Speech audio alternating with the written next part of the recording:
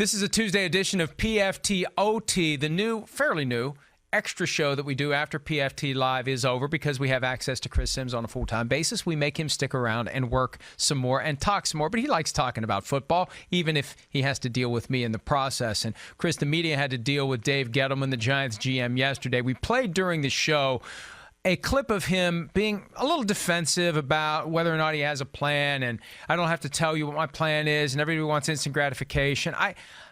Look, they claim they have a plan. I don't know what the plan is. And is it as simple as every year we do the best we can to put the best possible team on the football field with an eye toward the fact that there will be a year after that and a year after that, and you're always looking to get the best 11 at any given time, and you want to have depth and you want to have contracts in place, and there's always going to be guys leaving, there's always going to be guys coming, and we're just doing the best we can in every given year to be the best we can. Right. That's our plan. Isn't that every team's plan? And what's the harm in just saying that's what their plan is? Yeah, well, I think they're stuck in between two plans right now. I think that's what the issue is. I do think they have a plan, but I think they're trying to do two things at the same time, which is, one, still be good enough and put a supporting cast around Eli Manning and, be a competitive football team that maybe can be in the playoff conversation, but also trying to rebuild their team with young talent and things like that. It's almost like they're caught in the middle of which one they want to do there. And yes, I mean, Gettleman, I like a lot of the things Gettleman has done with the Carolina Panthers, even with the Giants, but there's been a few head-scratching moves as well. I mean, there's no denying that. Hey, don't even forget about trading Odell Beckham Jr., but, making Nate Solder the highest-paid left tackle in football, that was a head-scratcher. There's no way he deserved to be the highest-paid left tackle in the sport. Hey, Alec Ogletree at middle linebacker, I'm not so sure that worked out. Hey, the supplemental draft, taking a corner out of Central Florida, that didn't work out last year. So there's a number of things that I think are questionable, and I think that's where Giants fans are a little bit, unsure about what's going on, what direction they're going on, and what Gettleman is doing. And I think the core plan for any team, if you don't have a franchise quarterback who is under the age of 30, go get one. And when you have one who is on the wrong side of 35 and is pulling into the station, now is the time to do it. I think they're trying to conceal that as best they can. I think they're sending out some mixed signals. And that's part of the problem. And I don't know, I understand why teams do conference calls and press conferences, but there's a lot of things this time of year you just don't want to talk about, and there's a lot of misinformation out there. I just don't have faith that they have a plan, and you may be right. It may be two plans being smashed together, but his answer wasn't acceptable. How dare the reporters want to know so they can communicate to their audiences what in the world the Giants are doing? And something I said during the show, and I really do believe this, I've been doing this a long time, dealing with a lot of teams.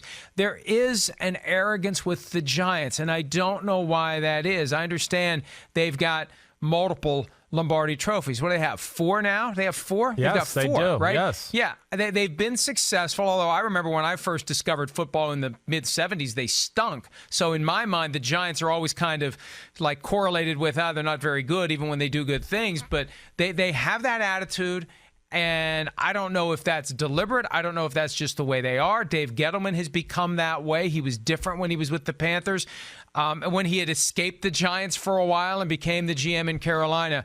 But I just don't know that that's the best way to resonate with your fan base, to connect with your audience, and to get people confident that you know what you're doing. Yeah, no, exactly right. I mean, I think that's it. I mean, hey, whether there's the mixed signals about Odell Beckham Jr., and the comments made there, I think Giants fans are certainly not sure what the hell went on with Landon Collins and why there wasn't more of an offer made or some sort of effort to keep him on the football team. I think all those things are leading the Giants fans to go, wait, what the hell are we doing right now? Because when you get a guy like Kevin Zeitler and trade away Olivier Vernon for a Kevin Zeitler, who's a veteran guard who's coming towards the end of his career but still playing quality football, those are the kind of moves that you're going, oh, okay, so they're trying to win now. But then at the same time, you go, wait, are they trying to win now if you're trading away Odell Beckham Jr.? There's just a lot of things right now with the Giants. Don't know where they are. They got a lot of holes to fill on that roster, and Gettleman's got a lot of work ahead of him.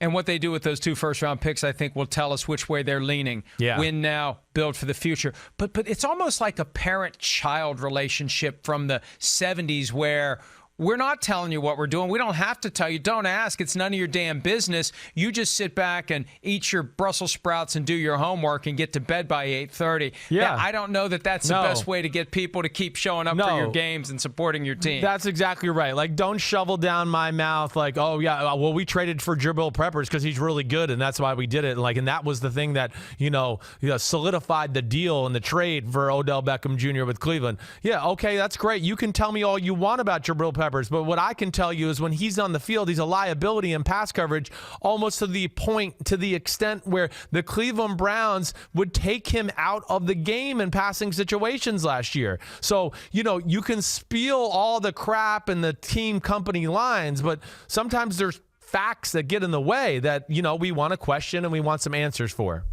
The first time we ever went to the annual meetings, and we're going to be there next week, and we set up shop and did interviews, Jerry Reese, who was the GM of the Giants at the time, sat for an interview with me, and I was surprised he agreed to do it. It was the first time that it ever happened. And if I was who I am now and where I am now and just having done this long enough, I would have said to Jerry Reese, why did you agree to do this interview? During the interview. That's how evasive he was. Like, what is your point in making yourself available if you're not going to say anything? You ask Dave Gettleman a question, his answer is, I don't have to tell you. Why the hell are you doing it then? All right, before I get myself in any more trouble than I already am for the things I've said today, let's move on. Blake Bortles got in trouble in Jacksonville because he wasn't any good. He got cut. Now he's signed by the LA Rams to be the backup to Jared Goff. Can Sean McVay, the man who everything he touches turns to football gold, can he turn Blake Bortles into something better than the 70th best quarterback in the NFL, Chris? No, I would bet no. I mean, that would just, there's only so much you can do with a guy like that. Sorry. No, so, again, I have my reservations about this move, certainly. I mean, I've stated that many times. You know where I stand with Blake Bortles. I would worry about him coming off the bench, cold, having to throw the ball around the field. Hey, I worry about him when he's warm and hitting on all cylinders, throwing the ball around the field, let alone being thrown in there if Jared Goff went down in, quarter 3 of week 7 with an ankle injury or whatever. Yes, that would concern me. Now, there's a lot of talent there. The offense, as much as they like to run bootlegs and play actions, that kind of fits Blake Bortles a little bit better than maybe some offenses around football.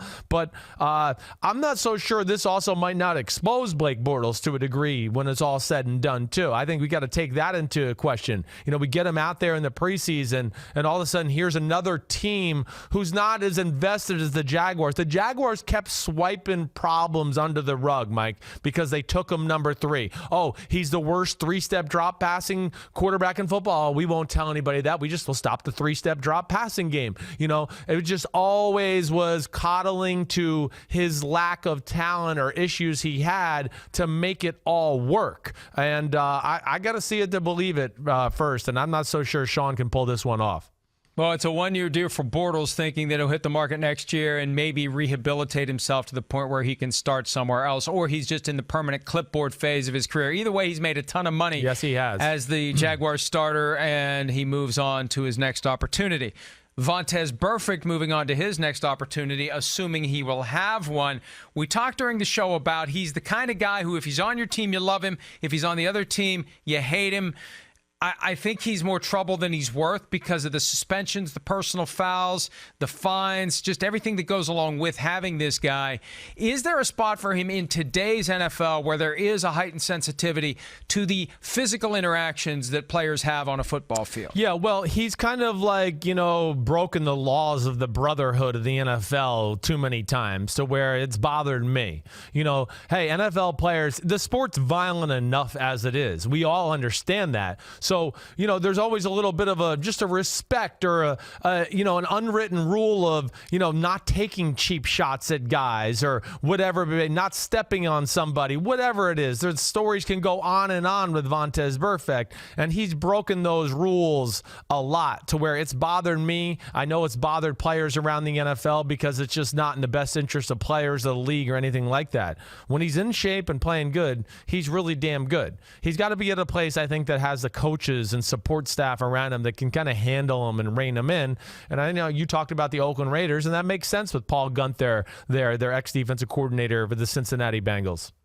I would love to see the first meeting. Hopefully they will stream it on Raiders.com of Vontaze Burfict and Antonio Brown, because they have some fences to mend. And maybe their common hatred of the Steelers is the thing that can bring them together. Also, Mike Zimmer was a defensive coordinator in Cincinnati during Vontaze Burfict's time there. Maybe the Vikings would be interested in Vontaze Burfict. I could see the Browns being interested simply because he's from the division. He hates the Steelers, and John Dorsey seems to be interested in anybody he can find. Yep. But it's funny because the things he does on a football field, back when your dad played and back in the 70s, everybody had a guy like that. Right. Some teams had more than one guy like that. The Conrad Dobler stories. I mean, guys were dirty. Bill Romanowski, sucker punching his own teammates at practice, although Steve Smith did that too more recently. But, just dirty, nasty stuff happened all the time on a football field at the bottom of the pile, the grabbing and the gouging and the twisting. And now when it's so evolved out of the sport, when one guy does it, it stands out like a sore thumb. Yes, no, and I think he's gone even beyond that old school like style that you're talking about. Yeah, the game was certainly a little more rough, and there was maybe a few little bit more dirty plays back in the day, but he's gone beyond that with some of his antics to where I think even in the 1970s, guys would have been like, dude, you're dirty, you got issues, like it's not right what you're doing out here on the field, and hopefully he's learned and lost enough money to kind of cancel that out of his game. Now that the collective bargaining agreement is moving closer and closer to its expiration, from time to time we're going to talk about facets of it, wrinkles to it that may need to be tweaked. And one thing that I learned, Chris, after the meeting that happened last week between roughly 60 players and 6 agents, and the players wanted the agents to give them advice on the looming CBA negotiations, the players want the franchise tag to go away. And one of the agents said, well, hey, go to 18 games and then maybe the owners will give up the franchise tag. The players went nuts. But the thing is, and we've said this before, and we need to keep pointing this out so the players realize they shouldn't fight this fight. The franchise tag is not going away. You can make some changes to it.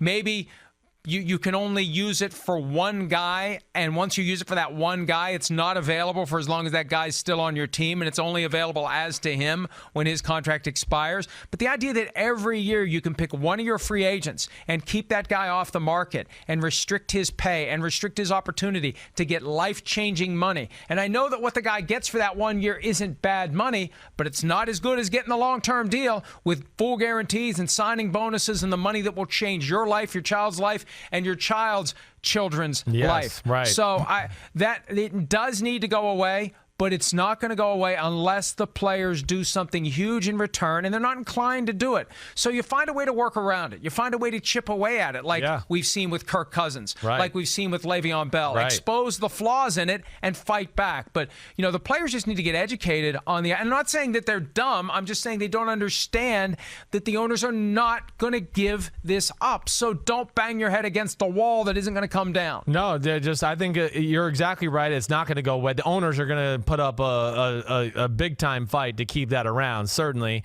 And, yeah, you made the points. Hey, the guys like Le'Veon Bell, Kirk Cousins, they're fighting back with their brains and their business savvy. Hey, we've talked about it on the show yesterday and today. Ezekiel Elliott, this is another avenue you can say to fight back against it. Oh, yeah, it's year 3. Okay, I'm going into year 4. I've been awesome years 1, 2, and 3. Well, hey, even before I get done to get to year 4 or get to the 5th year option or franchise tag, I'm going to ask for money right now. And that's what players got to start doing. Ezekiel Elliott, he shouldn't play football for the Dallas Cowboys in 2019 until he gets a new contract. That's what I would advise him to do. Those are the tools available to crush this franchise tag thing. That's not only the dumbest thing in American sports, it's the dumbest thing in any profession in the world. I mean, that's how stupid this franchise tag thing is. That's how unfair it is to players, and no other profession would this ever fly. I mean, none. Can you imagine, Mike, if you were a lawyer, okay? Yeah, like you were.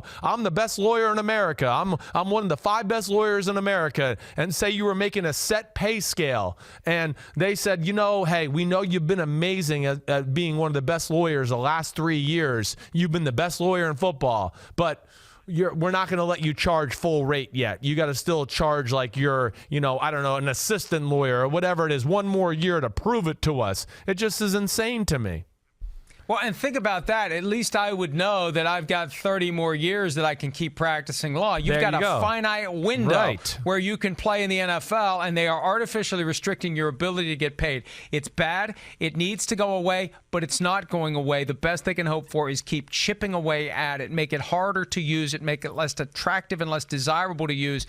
And look, it's ultimately the right thing to do to give these guys more opportunities to go out and get paid on the open market, even if it's just reduce the compensation, right? Reduce it from 2 first-round picks to a first-round pick. So you do get a chance to hit the market, and the team that loses, the guy gets something in return, and there's a right to match if you choose to match. So there are better ways to do it than the current system. The fact that you never see a guy change teams under the franchise tag tells you the current system just doesn't work. Right. All right, so the only way to get players then, or the best way to get players, is through the draft, and there are a couple of football factories out there who have their pro day workouts coming up in the next few days. Alabama today, Ohio State tomorrow. And we may talk more about this on Wednesday's PFT Live as it relates to where you would want your kid to go to college if anything was available for football purposes. But Alabama and Ohio State it's kind of like an NFL mini factory, but you hear stories about how intense the practices are, and sometimes the guys come out of Alabama all beat up, and Nick Saban kind of rules with an iron fist. I don't know. If your kid was showing high-end talent from a football standpoint, would you want him at Alabama? I would, yes. I mean, those things are, those are real. You're right about that. As far as you go to Alabama, you're probably going to be in a little bit more full contact practices, might take a little bit more of a beating in general that way, but still, I think you're setting yourself up for a success story being a part of that Alabama program that is just rolling to an extent that we've really never seen it, at least in my lifetime, what they're doing right now. And then you also get to be taught by guys like Nick Saban, so teams trust that, okay, yes, not only are you talented, not only did you play in the SEC against the best talent in college football, but you've gotten a little taste of what pro life is about when you play at Alabama. And I think that's what makes evaluators comfortable with drafting Alabama players. Yeah, they might be beat up, but they've really been professionals the last 3 or 4 years when they've been at Alabama before they even got to the NFL. And I think that's the allure there that at least I would have if my kid was doing it. But come on, Ohio State, you can't go wrong with that either. I think of, Ohio State, Alabama, USC, right? Notre Dame. If they have good coaches and good things like that, you're set up for success at schools like that, or they're under the microscope, and you're going to have big-time talent there at those type of schools.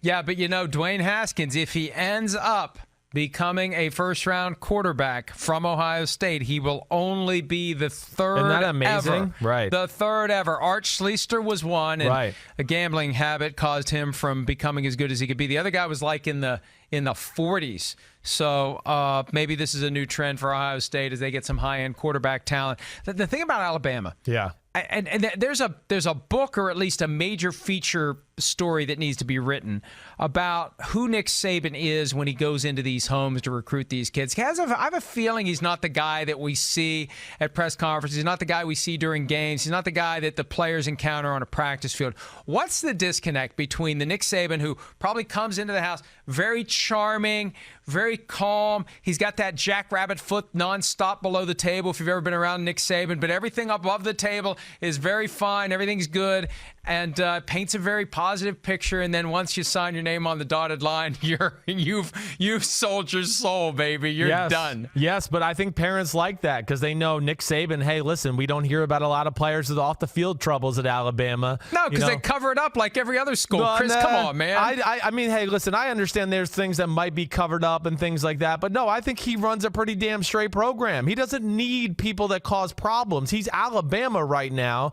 He's part of the greatest dynasty we've ever seen. So if he's not even recruiting those type of players. But I do think, your point about what he is as a recruiter.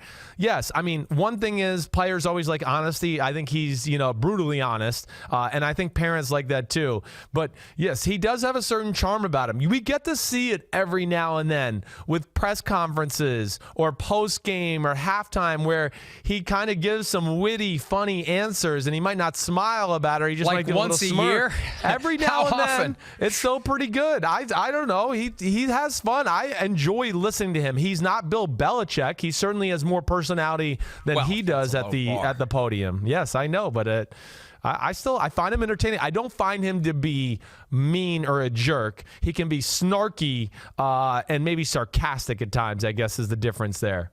Well, the thing is, you deal with me 4 days a week now, so you're desensitized when it comes to meanness and jerkness. I think he's West Virginia. He's a lot like you. I think you would be like him if you were a head coach. I think I could see a lot of Nick Saban in you, actually. He grew up like 20 minutes from where I am right now. I can see it.